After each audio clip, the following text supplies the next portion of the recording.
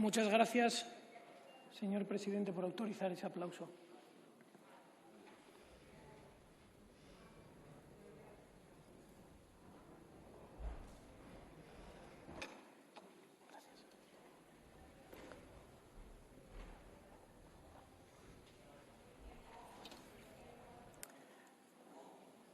Buenas tardes a todos. Debatimos hoy una moción consecuencia de interpelación urgente. Para quienes nos vean desde casa, deben saber que en las sesiones parlamentarias hay interpelaciones urgentes al Gobierno, que son una medida de control al Gobierno, y en la siguiente sesión se debate una moción en la cual el grupo presentante, en este caso Vox, presenta un tipo de iniciativa que todos los grupos parlamentarios tienen que votar y, por lo tanto, mojarse o postularse al respecto.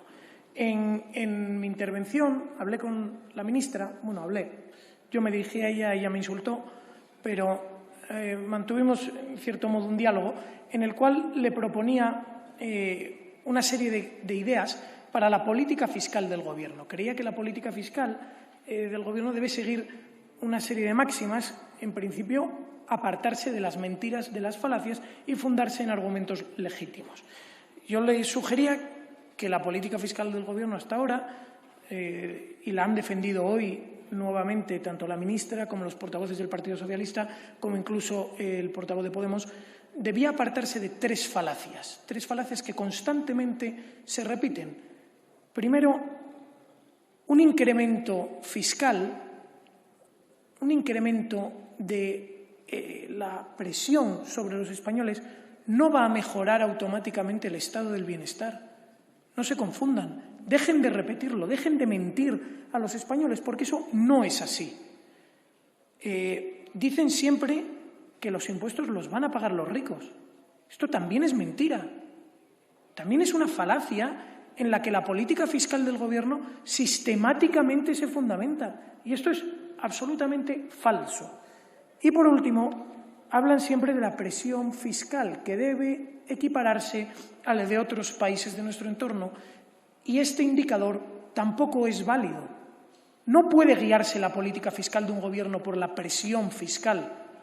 Debe guiarse por otros indicadores, y uno de los que les sugerimos es precisamente el esfuerzo fiscal que tanto critica Podemos.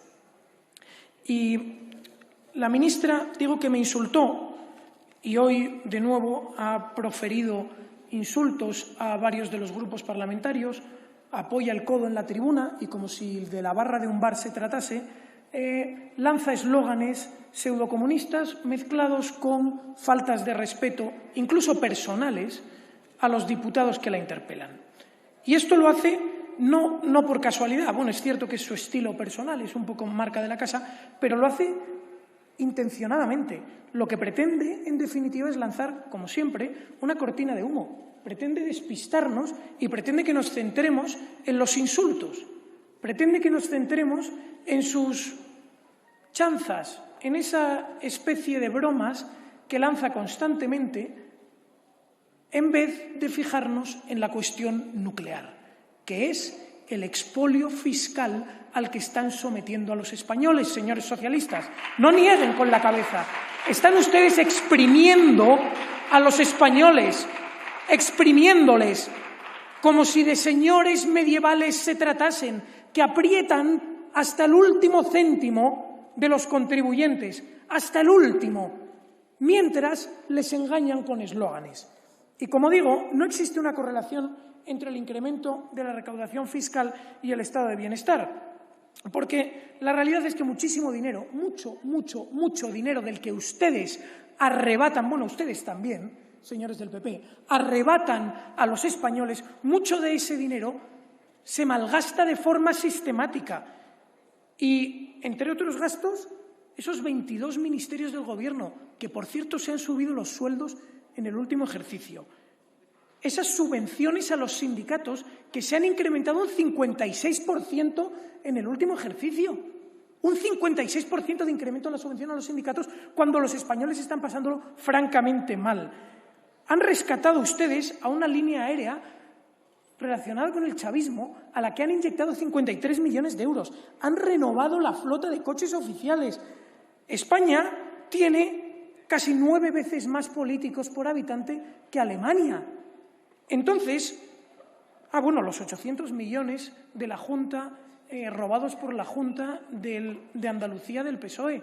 Y cuando la señora Castañón de Podemos decía el otro día que el Partido Popular tiene ese récord de corrupción en Europa, no estoy de acuerdo. Como muchos serán los subcampeones, porque los campeones son el partido del Gobierno, el Partido Socialista, que robó 800 millones de euros de los andaluces. Y eso no es estado del bienestar. Entonces, si ustedes sacan dinero del bolsillo de los españoles para malgastarlo en este tipo de cuestiones, evidentemente no va al estado del bienestar. La recaudación fiscal recaerá sobre las clases medias y trabajadoras, porque, señores del PSOE, ¿quién tiene un coche diésel? ¿Son los ricos quienes tienen coches diésel? ¿Son los ricos quienes consumen bebidas azucaradas? Les pregunto, ¿quién tiene una calefacción de gas en sus casas? ¿Son los ricos? ¿Son los millonarios? ¿Cree usted que las grandes estrellas del fútbol son quienes tienen calefacciones de gas en sus casas? No, son las clases trabajadoras. Y esos son quienes van a sufrir la presión fiscal sobre sus hombros para pagar sus caprichos. Continúan ustedes con la historia del esfuerzo fiscal y la presión fiscal, y el señor de Podemos viene aquí y nos da una explicación cuantitativa y matemática. La realidad, señor Guijarro, es que no es lo mismo pagar un 37% para rentas medias de 20.000 euros que para rentas medias de 50 o 60.000 euros. No es lo mismo, y es una cuestión de pura lógica.